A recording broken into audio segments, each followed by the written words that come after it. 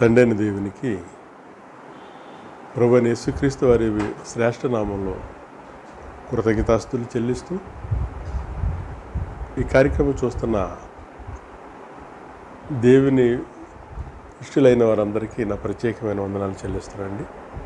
ప్రార్థన చేసుకుందాం. ప్రేమస్వరూపుడు మా ప్రీతండి, మీ కృపను బట్టి దయను బట్టి మరొక సమయాన్ని మాకు అనుగ్రహించారు. మేము సరిచేసుకోవటానికి సరిచూసుకోవటానికి మా మనోనేతరాలు వెలిగించుకుని మీ రాజ్య వారసులుగా ఉండటానికి మరొక తరుణాన్ని మాకు దయచేసినందుకు కార్యక్రమం చూస్తున్న ప్రతి ఒక్కరిని కూడా ఆత్మీయంగా శారీరకంగా బలపరిచి మీ మర్మే మమ్మల్ని అందరినీ మీ పాత్రలుగా వాడుకోమని యేసుక్రీస్తు ప్రభు వారి ఉన్నత నామంలో ప్రార్థన సమర్పించి వేడుకొనిచున్నాం పరమ తండ్రి. ఆమేన్. ప్రియమైన వారలారా, దేవుని యొక్క గ్రంథాన్ని మనం నేర్చుకోవటానికి ప్రతి ఒక్క దేవుని మాటలో మనల్ని బాగు చేసి సరిచేసి మనం దేవునికి ఇష్టలుగా ఉండటానికి అవకాశాలు దేవుడు ఇస్తున్నారు. మనము దేవుని మాట వినాలి, దానికి లోబడాలి, దానికి భయపడాలి. దేవుడు చెప్పినట్టుగా చేయటానికి మనము ఇష్టపడుతూ ఉండాలి, అనేకుల్ని ఇష్టం చేయాలి. ఈ కార్యక్రమంలో సీసీ కెమెరాలు బ్యాంకుల్లోనూ పెద్ద పెద్ద షాపుల్లోనూ పెద్ద పెద్ద బిజినెస్గా ఉన్నటువంటి ప్రతి చోట కూడా సీసీ కెమెరాలు ఉంటాయి. అంటే బంగారు కొట్టుకాడ నేను ఒక వాక్యం చూశాను. నేను ఏంటంటే రాజమండ్రి దగ్గర ఒక వాక్యం డైమండ్ షాప్లో పెట్టారు. మీరు నవ్వుతే చాలా బాగుంటారు, మీ నవ్వుని నవ్వుతూ సంతోషంగా మా షాప్కి వచ్చినందుకు మీకు మా కృతజ్ఞతలు. మీ నవ్వుని మా సీసీ కెమెరాలు పరీక్షిస్తున్నాయి అని. అంటే సీసీ కెమెరాలు నవ్వుని పరీక్షించడం కాదు, సీసీ కెమెరాలు పనిచేస్తేనే మీరు జాగ్రత్తగా ఉండాలి అని ఇండైరెక్ట్గా చెబుతారు. అంటే సీసీ కెమెరాలు ఉన్నాయి, మీరు ఎంతో జాగ్రత్తగా ఉండాలి, ఫ్రాడ్ చేయకుండా ఉండాలి అని నీకు ముందుగా హెచ్చరిక చేయటం. కోర్టులో కూడా న్యాయదేవతకి కళ్ళు కట్టేస్తూ ఉంటారు. అంటే చూసినటువంటి వారు సాక్ష్యం చెప్పాలి, చూసినటువంటి వారి యొక్క సాక్ష్యము, వారు చెప్పినటువంటి మాట కోర్టు వారు నమ్ముతారు. అంటే దేవుడు కూడా చూస్తున్నాడా? దేవుడు కూడా చూస్తాడా? ఈ రోజుని దేవుడు చూస్తున్నాడనే భయం లేకుండా పోయింది. హెబ్రీ గ్రంథకర్త 4వ అధ్యాయము 13 చదువుతున్నానండి. మరియు ఆయన దృష్టికి కనబడిన సృష్టము ఏదీ లేదు, మనం ఎవరికి లెక్క చెప్పవలసినదో ఆ దేవుని కనులకు సమస్తమును మరుగులేక తేటగా ఉన్నది. అంటే దేవుని దృష్టికి కనబడినదంటూ ఏదీ లేదు. ఆకాశంకి వెళ్తే అక్కడ ఆయన ఉన్నాడు అంటాడు దావీదు, సముద్రంలోనికి వెళితే అక్కడ నీ కన్నులు ఉన్నాయంటాడు. నువ్వెక్కడున్నప్పటికీ కూడా దేవునికి కనపడించకుండా దేవుని కనుగప్పి జీవిస్తామని చాలామంది అనుకుంటారు. కానీ దేవుడు చూస్తున్నాడు, దేవుడు చూస్తున్నాడు. లెక్క చెప్పాలి, ప్రతిదానికి మనం లెక్క చెప్పాలి దేవునికి. నీ మాట లెక్క చెప్పాలి, నీకు ఇచ్చిన సమయాన్ని లెక్క చెప్పాలి, నీకు ఇచ్చిన ధనాన్ని లెక్క చెప్పాలి, ప్రతిదీ కూడా లెక్క చెప్పాలి దేవునికి. ఆయన లెక్కలు సరిచూస్తూ ఉంటాడు. మెనీ టేకిల్ యూ పార్సెల్ అంటే చూశాడనమాట. అంటే తూకంలో నువ్వు ఎక్కువగా ఉండాలి తప్ప తగ్గిపోకూడదు. అందుకని హెబ్రీ గ్రంథకర్త ఇలా రాస్తున్నాడు.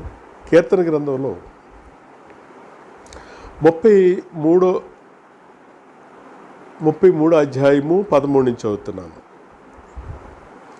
యెహోవా ఆకాశములో నుండి కనిపెట్టుచున్నాడు, ఆయన నరులందరినీ దృష్టించుచున్నాడు. తానున్న నివాసస్థలములో నుండి భూలోక నివాసాల వారి వైపు ఆయన చూస్తున్నాడు. భూలోక నివాసులు అందరి వైపు చూస్తున్నాడట. అందరి వైపు. మనల్ని ఎవరు చూడలేదులే అనుకుంటాం. మనం చాలామంది అంటారు, పెద్ద ఆయన కంట్లో పడరా బాబు, పెద్ద ఆయన కంట్లో పడితే నీ జీవితం బాగుంటుంది, పెద్ద ఆయన దృష్టిలో పడాలి నువ్వు అంటారు. ప్రపంచాన్ని కలగచేసి మనకు కన్నులు, మన అంతరింద్రియములు, మన నోరు, మన మనస్సు, మన హృదయం ఇచ్చినటువంటి దేవుడు కనిపెడుతున్నాడట. ఏమంటున్నాడంటే, ఆయన వారందరి హృదయమును ఏకరీతిగా నిర్మించినవాడు, వారి క్రియలని విచారించేవాడు, వారిని దర్శించేవాడు. నీ క్రియలు విచారిస్తాడు, నీ పనులు నిన్ను దర్శిస్తూ ఉంటాడు, నన్ను దర్శిస్తూ ఉంటాడు. ఇంకా మనం చూస్తే 33 కీర్తనలో, వారి ప్రాణమును మరణము నుండి తప్పించుటకును, కరువులో వారిని సజీవులుగా కాపాడుటకును యెహోవా దృష్టి ఆయన యందు భయభక్తులు గల వారి మీదను, ఆయన కృప కొరకు కనిపెట్టుకుని వారి మీదను నిలుచుచున్నది. ఆయన కృప కొరకు కనిపెట్టుకోవటం అంటే, ఈ రోజున డబ్బులు ఉన్నాయనుకోండి, పదవి ఉన్నదనుకోండి, గొప్ప బలగం ఉందనుకోండి, మనకి దేవుని కృప కొరకు కనిపెట్టుకో. మనం అంతా ఎందుకండి?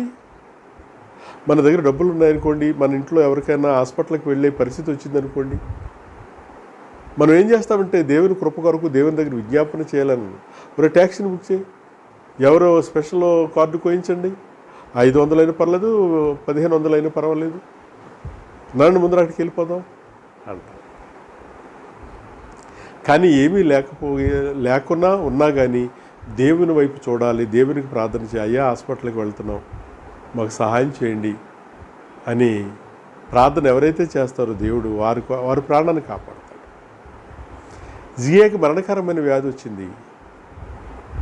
యెషయా భక్తుని పంపించాడు, నీ ఇల్లు చక్కపెట్టుకో, నువ్వు మరణం అయిపోతావు అని చెప్పగానే, అంత భయంకరమైన వ్యాధి, రాసపుండు అంటారు, ఇప్పుడు క్యాన్సర్ పుండ్లు, గోడ తట్టికి తిరిగి ప్రార్థన చేశాడు.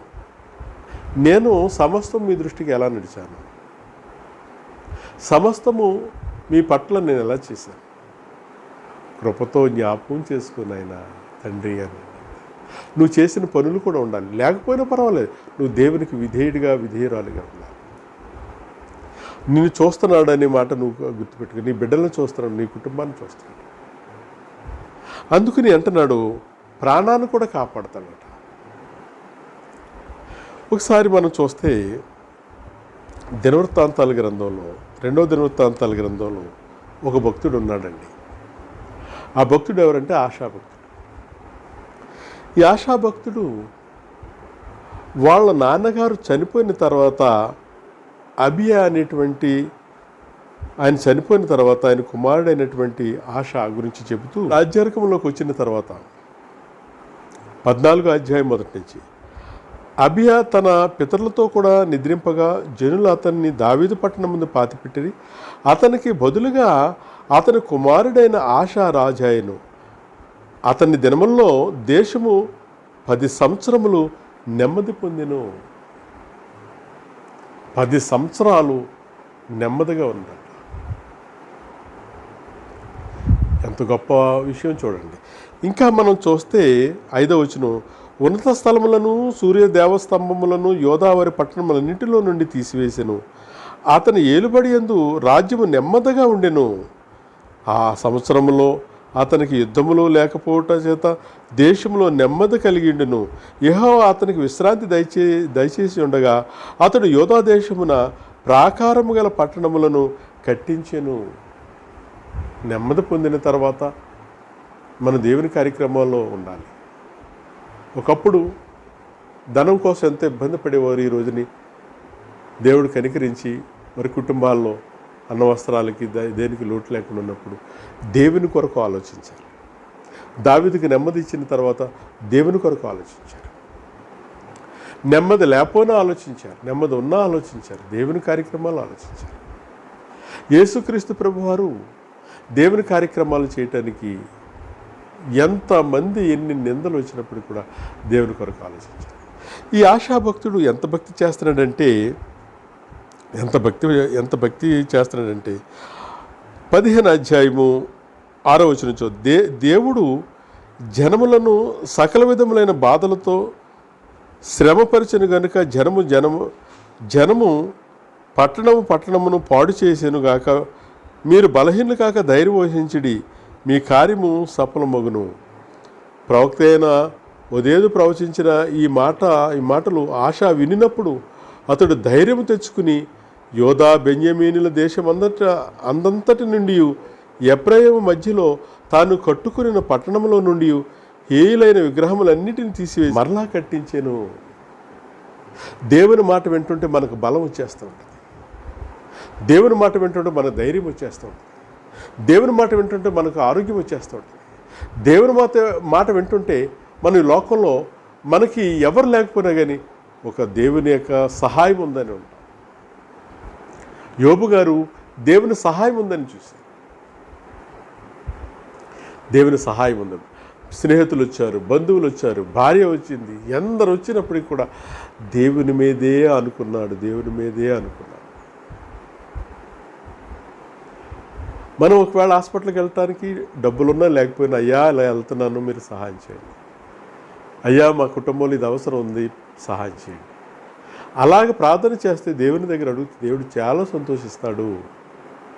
అందుకని ఈ ఆశాభక్తుడు దేవుని మాట విని సరిచేసుకుని దేశాల్లో ఆ రాజ్యంలో ప్రజలందరం వైపు చూస్తాడు నెమ్మది పొందిన తర్వాత. మనం ఇంకా చూస్తే 13వ వచనం చదువుతున్నాను. 15 మొదటి దినవృత్తాంతాలు 15:13. పిన్నలే కానీ పెద్దలే కానీ పురుషులే కానీ స్త్రీయే కానీ ఇశ్రాయేలు దేవుడని యెహోవా యొద్ద విచారణ చేయని వారిని అందరినీ మరణమును విధించమని నిష్కరణ చేసి కొనిరి. చిన్నలు పెద్దలు యవ్వనస్తులు బాలికలు అందరూ కూడా, స్త్రీలు పురుషులు ఎవరైనా దేవుని దగ్గర విచారణ చేయాలి. దేవుని దగ్గర విచారణ చేయనటువంటి వాడిని శిక్షించాలి అనేటువంటి ఒక ఆజ్ఞను జారీ చేశాడు దేవుడు. లోకంలో కూడా శద్రకు మేషకు అబేద్నెగోలు ఉన్నప్పుడు నెబుకద్నెజర్ రాజు,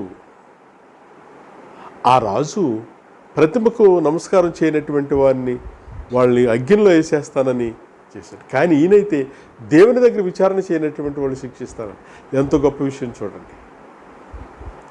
అంత గొప్ప విషయము వారు ఎలుగెత్తి బొబ్బలిడుచు మేళములతోనూ బోరల నాదముతోనూ బేరీ ధ్వనులతోనూ యెహోవా సన్నిధిని ప్రమాణం చేసిరి. ఇలాగ ప్రమాణం చేయుచుండగా యోధావారందరూ సంతోషించిరి. వారు పూర్ణ హృదయంతో ప్రమాణం చేసి పూర్ణ మనసుతో ఆయనను వెతుకుచుండిరి. గనుక యెహోవా వారికి ప్రత్యక్షమై చుట్టూనున్న దేశములతో యుద్ధములు లేకుండా వారికి నెమ్మది కలగచేసింది. పూర్ణ హృదయంతో పూర్ణ మనసుతో వాళ్ళు దేవుని వెతుకుతాకి, దేవుని యొక్క ఆజ్ఞకు లోబడతాకి చేశారట. అప్పుడు నెమ్మది కలగచేశారు. నీ పూర్ణ హృదయంతో, నీ డబ్బుతో కాదయ్యా, నీ పదవితో కాదు, నీకున్న ఆస్తిపాస్తులు, నీ కుల బలంతో కాదు, దేవుని పూర్ణ హృదయంతో వెతకాలి. గ్రంథాన్ని వెతకాలి, గ్రంథాన్ని చూడాలి. వాళ్ళ యొక్క భక్తుల జీవితంలో ఎక్కడెక్కడ దెబ్బతిన్నారో, ఎక్కడెక్కడ ఆశీర్వదింపబడ్డారో, ఎందుకు అలా చేశారనేది మనకు బుద్ధి కలగటానికి. అలా చేసి వీళ్ళందరూ చేత నెమ్మది కలిగిందంట. మరియు 16వ వచనం, తన తల్లి అయిన మాయిక అసహ్యమైన ఒక దేవతా స్తంభమును నిలిపినందున ఆమె పట్టపు దేవి ఉండకుండా రాజైన ఆశ ఆమెను త్రోసివేసి ఆమె నిలిపిన విగ్రహమును పడగొట్టి చిన్న భిన్నములు చేసి కిద్రోను వాగు దగ్గర దాన్ని కాల్చివేసెను. ఆశ ఉన్నత స్థలములను ఇశ్రాయేల్లో నుండి తీసివేయలేదు, కానీ ఇతడు బ్రతికిన కాలమంతయు ఇతని హృదయము యథార్థముగా ఉండెను. తన తండ్రి ప్రతిష్ఠించినట్టు తాను ప్రతిష్ఠించినట్టు వెండిని బంగారమును ఉపకరణములను అతడు తీసుకుని దేవుని మందసము ఉంచెను. ఆశ ఏలుబడి యందు 35వ సంవత్సరం వరకు యుద్ధములు జరగలేదు. 35 సంవత్సరాల రాజ్య పరిపాలనలో యుద్ధాలు లేవండి, నెమ్మదండి, ఆనందమండి, ప్రజలందరూ కూడా సంతోషమండి, ధైర్యమండి. మన కుటుంబంలో దేవుని కలిగి ఉంటే యథార్థ హృదయంతో, పూర్ణ మనసుతో, పూర్ణ హృదయంతో దేవుని వెతుకుతూ ఉంటుంటే, దేవుని మాటకి లోబడుతూ ఉంటుంటే, వాళ్ళ అమ్మను కూడా త్రోసేసాడండి. పట్టణపు దేవిగా ఉండటానికి వీలు లేకుండా వాళ్ళ అమ్మను కూడా త్రోసేసాడు. తల్లిని కూడా లెక్క చేయలేదు. దేవుని మాట లెక్క చేయటానికి వాళ్ళ అమ్మ ఏదో ఒక బొమ్మను పెట్టి, విగ్రహాన్ని పెట్టిందని తనను కూడా పట్టణపు దేవిగా ఉండటానికి లేకుండా చేశారు. దాన్ని కూడా కాల్చివేశారు. దేవుడే గొప్పవాడు అని. అలాంటి ఆయన ఇన్ని సంవత్సరాలు నెమ్మదిచ్చిన ఆయన ఎందుకు చెబుతున్నానంటే, ఈ పాఠం ఎందుకు వింటున్నామంటే, మనం ప్రారంభంలో చాలా బాగుంటుంది. మన ప్రార్థన, పాటలు, దేవునికి ఇవ్వటం, దేవుని కార్యక్రమాలు చేయటం అన్నీ బాగా ఉంటుంది. కానీ ఒకవేళ ఇతనికి ఒక 30 సంవత్సరాలు రాజ్యాధికంలోకి వచ్చాడు అనుకుందామండి. రాజులందరూ కూడా అలాగే వస్తూ ఉంటారు. కొంతమంది చిన్న వయసులో కూడా వస్తారు. 30 సంవత్సరాల్లో రాజ్యాధికం ఇచ్చిన తర్వాత ఇతనికి ఆశ ఏలుబడి 35వ సంవత్సరం వరకు యుద్ధములు 35 సంవత్సరాలు అంటే ఈయన వయసు 35 సంవత్సరాలు రాజ్య పరిపాలన అంటే 65 సంవత్సరాలు రాజ్య పరిపాలన నెమ్మదిగా ఉన్నది. నెమ్మదిగా ఉన్న తర్వాత ఇతను దేవుడు ఎప్పటికప్పుడు టెస్ట్ చేస్తూ ఉంటాడు, పరీక్షిస్తూ ఉంటాడు. పరీక్షిస్తూ ఏమంటున్నాడంటే 16వ వచనంలో, ఆశ ఏలుబడి యందు 36వ సంవత్సరమున ఇశ్రాయేలు రాజైన బయోషా యోధా వారి మీద దండెత్తి బయలుదేరి యోధా రాజైన ఆశా యొద్దకు రాకపోకలు జరగకున్నట్లు రామాకు కట్టింపగా ఆశా యెహోవా మందిరమును రాజనగరనందు ఉన్న బొక్కసములో వెండి బంగారములు తీసి దమస్కోలో నివాసము చేయు సిరియా రాజుగు బెన్హదదు వద్దకు దూతల చేత పంపించి, నా తండ్రికిని నీ తండ్రికిని కలిగి ఉన్నట్లు నాకును నీకును సంధి కలిగి ఉన్నది. వెండిని బంగారమును నీకు పంపి ఉన్నాను. ఇశ్రాయేలు రాజైన బయోషా నన్ను విడిచి ఆవలికి పోనట్లుగా నీవు అతనితో యుద్ధము చేసి ఉన్న సంధిని భంగము చేయమని వర్తమానము చేసెను. ఇతని మీదకి దండెత్తుకు వచ్చిన రాజును తోలి సిరియా రాజుని ఆశ్రయిస్తున్నాడు. దేవుని నమ్మనటువంటి వారిని ఆశ్రయిస్తున్నాడు. దేవుని నమ్మనటువంటి, దేవుడు లేనటువంటి వారిని సహాయం కోరుకుంటున్నాడు. మళ్ళీ దేవుని దగ్గర ఉన్న ఆ వెండి బంగారాలు కానుకగా పంపుతున్నాడు ఒక అన్యుడికి. ఎంత భయంకరమో చూడండి. 35 సంవత్సరాలు కాపాడిన దేవుడు, 35 సంవత్సరాలు నెమ్మదిగా కాపాడిన దేవుడు, నీకు 60 సంవత్సరాలు వచ్చిన నెమ్మదిగా కాపాడిన దేవుడు, నువ్వు రిటైర్మెంట్ అయిపోయినా కానీ ఉద్యోగం చేయటానికి రాకపోకలు కాపాడాడు దేవుడు. దేవుడు చేస్తున్నదని ఒక సమస్య రాగానే దేవుని మీద లేకుండా ఎవడో చేస్తాడు అని వాడికి పంపించాడు దేవుడు. అది రాస్తుండ పరిశుద్ధ వాళ్ళకి పంపించాడండి దేవుడు. అప్పుడు అంటున్నాడు, ఏమంటున్నాడంటే 7వ వచనం చదువుతున్నాను, 15:7 దినవృత్తాంతంలో 2వ దినవృత్తాంతం. ఆ కాలం ముందు దీర్ఘదర్శి అయిన హనాని యోధా రాజైన ఆశా యొద్దకు వచ్చి అతనితో ఎలాగో ప్రకటించును, నీవు నీ దేవుడని యెహోవాను నమ్ముకొనక సిరియా రాజు నమ్ముకుంటువే. సిరియా రాజు యొక్క సైన్యము నీ వశము నుండి తప్పించుకుని పోయినే. బహు విస్తారమైన రథములను, గుర్రపు రౌతులను, కూషీలను, లూబీయులను గొప్ప దండెత్తి వచ్చిరు కదా. ఆయనను నీవు యెహోవాను నమ్ముకున్నందున ఆయన వారిని నీ చేతికి అప్పగించాను. ఒకప్పుడు నువ్వు నమ్ముకున్నావు గనక వీళ్ళందరినీ నీ చేతికి అప్పగించాడు. నువ్వు నమ్మినంతసేపు దేవుడు నీకు ఏది కావాలో అది చేస్తూ ఉంటాడు. కానీ నీ తర్వాత స్టేట్మెంట్ ఇస్తున్నాడు 9వ వచనంలో, తన ఎడల యథార్థ హృదయము గల వారిని బలపరచుటకై యెహోవా కనుదృష్టి లోకం అందంతటా సంచారము చేయుచున్నది. ఎందులో నువ్వు బలహీనుడిగా ఉన్నావు,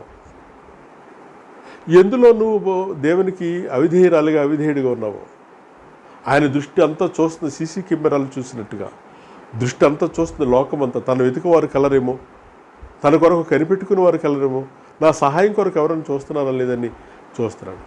ఇలా చూస్తూ అక్కడికి వచ్చినటువంటి దీర్ఘదర్శి అయిన హనాని ఏం చెబుతున్నాడంటే, బహు విస్తారమైన రథములను, గుర్రపు రౌతులను, కూషీలు, లూబీలను గొప్ప దండెత్తి వచ్చారు కదా, ఆయనను నీవు యెహోవాను నమ్ముకున్నందున ఆయన వారిని నీ చేతికి అప్పగించును. తన ఎడల యథార్థ హృదయము గల వారిని బలపరచుటగా యెహోవా కనుదృష్టి లోకమంతంతటా సంచారము చేయుచున్నది. ఈ విషయమందు నీవు మతి తప్పి ప్రవర్తించితివి గనుక ఇది మొదలుకొని నీకు యుద్ధములే కలుగును. దేవుడు రెండు ఒకలానే చూస్తాడు. ఆశీర్వాదము ఒకలాగానే చూస్తాడు, శాపాన్ని కూడా ఒకేలాగా చూస్తాడు. రెండు ఒకేలాగుంటాయి దేవునికి. అందుకుని ఏమంటున్నాడంటే, మతి తప్పింది నీకు, మతి తప్పి ప్రవర్తిస్తున్నావు నువ్వు. దేవుడు నీకు 65 సంవత్సరాలు బ్రతికించిన దేవుడు ఇంకో 70 సంవత్సరాలు, ఇంకో 20 సంవత్సరాలు బ్రతికించలేడా? నువ్వు చేసిన పని ఏంటి? నువ్వు చేస్తున్న ఆలోచన ఏంటి? మతిపోయింది నీకు, మతి తప్పింది, పిచ్చోడు అయిపోయావు అని చెప్తుంటే, దావీదు గారు కూడా తప్పు చేశాడు. దావీదు గారు తప్పు చేసినప్పుడు దావీదు గారి దగ్గరికి కూడా నాతాను భక్తుడిని పంపించాడు. నాతాను భక్తుడిని పంపించి, నువ్వు చేస్తున్నది ఎవరికి తెలియదు అనుకుంటున్నావా? నీకు కావాలంటే దేవుడు మరలా ఇవ్వడా? 2 సమయాలు 12వ అధ్యాయం రాస్తాడు, ఇది మొదలుకొని నీ ఇంటి వారికి యుద్ధములు కలుగుతాయి. నీ ఇంట్లోనే యుద్ధం పెడతాను, బయట కాదు. నీ కొడుకు నీ మీద రివర్స్, నీ కూతురు నీ మీద రివర్స్, నీ అల్లుడు నీ మీద రివర్స్, నీ కోడలు నీ మీద రివర్స్, నీ కుటుంబీకులే నీకు రివర్స్. ఈ యుద్ధం అనేది నీ ఇంట్లోనే పెడతాను అంటారు.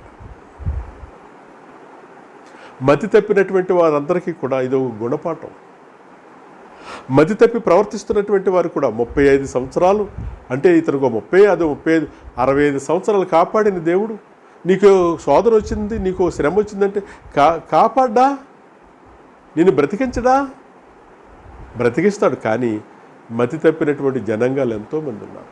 అయినప్పటికీ కూడా దేవుని సేవకుని ద్వారా హెచ్చరిక చేస్తుంటే ఇక్కడ ఏమంటున్నాడంటే, కింద 10వ వచనంలో, ఆ దీర్ఘదర్శి అట్లు ప్రవచించినందుకు ఆశ అతని మీద కోపగించి రౌద్రము చూపి అతని బందీ గృహంలో వేసెను. ఇదిగాక ఆ సమయమందే ఆశ జనులో కొందరిని బాధపరిచెను. అలా చెప్తావు నా గురించి, గట్టి ప్రసంగాలు చెబితే, భక్తి గురించి చెబితే, పాపం గురించి చెబితే మనుషులు ఇష్టపడరండి. అధికారాన్ని చూపించాడు, చెరసాల్లో ఏం చేశాడు? దావీదుకి కర్మ ఉన్న రాజులకి కారణం ఏంటంటే, దావీదు అందరి ఎదుట ఏడ్చాడు, నేను తప్పు చేశానని. తన జీవితం అంతా కూడా నా కన్నీళ్ళు నాకు ఆహారం అయిందంటాడు దావీదు. నా కన్నిటి వల్ల నా పరుపు కొట్టుకుని పోతుంది అంటున్నాడు దావీదు. నేను రాత్రి ఇంటి మీద ఒంటిగా ఉన్న పిచ్చుకు వలె ఉన్నానంటాడు. ఎండకు వాడిన గడ్డి వలె ఉన్నానంటాడు. పొయ్యిలో కాలిన ఒక కట్టి వలె ఉన్నానంటాడు. అంటే ఎంత ఎలా పోల్చుకుంటున్నాడంటే, దేవుని దగ్గర ఒక పొరపాటు జరిగిన తర్వాత దేవుడు ఎడబాసినప్పుడు తన ఇంటి వారితోటి యుద్ధాలు మొదలుపెట్టాడు దేవుడు. కన్న కొడుకు కత్తి తీసుకుని కన్న తండ్రిని తరుగుతున్నాడు దావీదుని.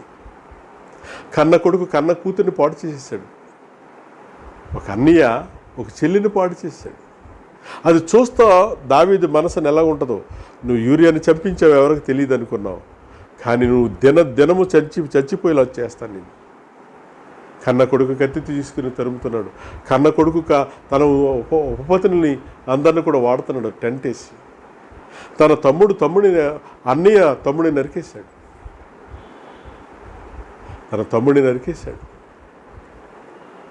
కన్న కొడుకుని చంపేశాడు. కన్న కూతురిని పాటు చేశాడు. కన్న కొడుకు కత్తి తీసుకుని తరుముతున్నాడు దావీదుని.